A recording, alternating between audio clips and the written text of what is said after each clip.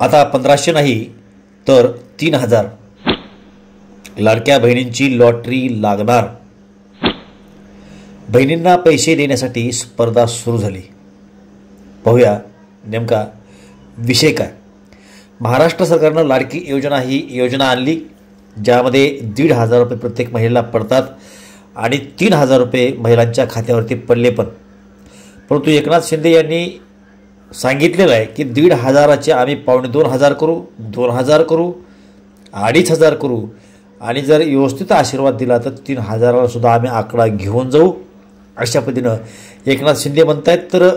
तर राऊत म्हणाले की महाविकास आघाडीचं सरकार आलं तर आम्हीही 3,000 रुपये देऊ।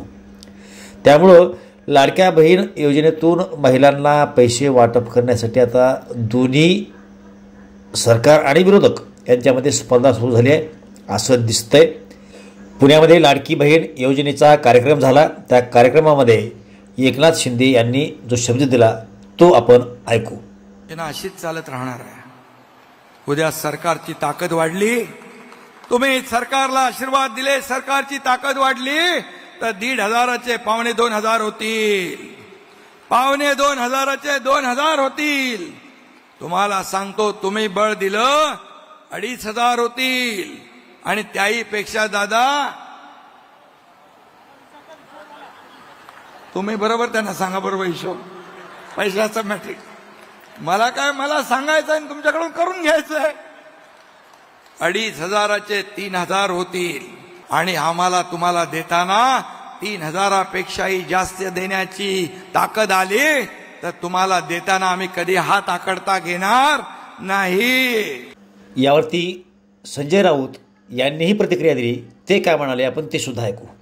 1,500 रुपये का खिशातले देत नाहीत फडणवीस, अजित पवार आणि मिंदे। लोकांच्या करातलाच पैसा आहे ना, या योजनेचा लाभ घेतला पाहिजे महिलांनी। आमचं सरकार येईल तेव्हा 1,500चे आम्ही 3,000 करू, आमचा शब्द आहे। 1,500 रुपयाचे 3,000 करू या एकनाथ शिंदे यांच्या वक्तव्यावरती उद्धव ठाकरे यांनी सुद्धा टीका केली आहे। उद्धव ठाकरे यांनी सुद्धा सांगितलं की गद्दारांना 50 खोके आणि फक्त महिलांना 1,500 रुपयेच। ती नवीन योजना आणले लाडकी बहीण, गद्दारांना 50 खोके आणि लाडक्या बहिणीला फक्त 1,500। मग काय करायचं, काय गद्दारी करायची आम्ही? मग गद्दारांना तुम्ही भरभरून देताय आणि आणखीन देण्यासाठी पुन्हा मतांसाठी लाच देऊन आम्हाला मतं द्या, मग पुन्हा आम्ही तुमच्या डोक्यावर बसतो आणि बसलो की तुम्हाला आम्ही बेघर करतो। याच्यासाठी हे होऊ न देण्यासाठी आपल्याला इथून नगरसेवक, आमदार, खासदार तर निवडून दिलाच। 1,500 रुपयाचे 3,000 रुपये कसे करायचे हे एकनाथ शिंदे यांनी सांगितलं। तर अजितदादांनी आपल्या स्टाईलमध्ये ही योजना पुढे कशी चालू ठेवायची किंवा नाही ठेवायची या बाबतीमध्ये आपलं मत मांडलं। या योजना पुढे चालू ठेवायचं का नाही हे तुमच्या हातात आहे। तुम्ही म्हणाल कसं, तर ते असं की पुढे ज्यावेळेस निवडणुका लागतील त्यावेळेस महायुती, त्याच्यामध्ये धनुष्यबाण, कमळ आणि घड्याळ एवढं लक्षात ठेवा। पुढं कायम 5 वर्ष या योजना चालू राहतील। कोणाला वाटेल अरे ह्यांनी राजकारण नाही आणलं, खरं ते सांगितलं।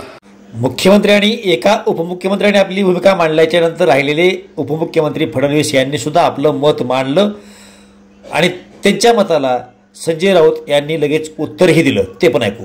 लाडक्या बहिणींनो, चुकून दुर्दैवाने हे जर सत्तेवर आले, जसं मागच्या वेळेस मी ज्यावेळेस मुख्यमंत्री होतो त्यावेळेस सुरू केलेल्या सगळ्या योजना त्यांनी बंद केल्या। एकही योजना नाही, जलयुक्त शिवारपासनं तर शेतकऱ्यांपर्यंत जेवढ्या योजना तयार केल्या होत्या सगळ्या योजना त्यांनी बंद केल्या।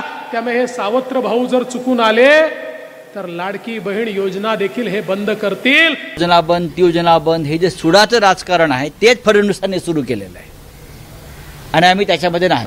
आम्ही त्या पद्धतीचे राज्यकर्ते नाही। ज्यांना भीती का वाटते की आमचं राज्य जाईल, ही त्यांची भीती आहे। आम्ही हारतो आहोत म्हणून ते लोकांना धमक्या देत आहेत देवेंद्र फडणवीसजी। विधानसभा निवडणुका नोव्हेंबरमध्ये होतील, तत्पूर्वी सरकार आणि विरोधक दोघांच्याही वतीनं 3,000 रुपये या लाडक्या बहीण योजनेमधून दिले जातील असं सांगितलं जातं आहे। सरकारच्या वतीनं असं सांगितलं जातं की 1,500चे आम्ही 2.2, 2, 2.5 आणि 3,000 रुपये करू, तर विरोधकाकडून मात्र 1,500चे 3,000 करू अशा पद्धतीनं सांगितलं जातं आहे। काही महिलांच्या खात्यावरती ही रकमा पडलेल्या आहेत, काही महिलांच्या खात्यावरती त्या रकमा पडतील. त्यामुळं येणाऱ्या काळामध्ये लोक हातामध्ये कमळ घेतात की हातामध्ये धनुष्यबाण घेतात की हातामध्ये बांधलेलं घड्याळ पाहतात की हातातील तुराळी पाहतात की मग प्रत्यक्ष हातच पाहतात, हे येणाऱ्या काळामध्ये कळणार आहे. शेवटी ह्या लाडक्या बहिणींच्या मनामध्ये काय आहे ते येणाऱ्या काळामध्ये कळेल. नमस्कार.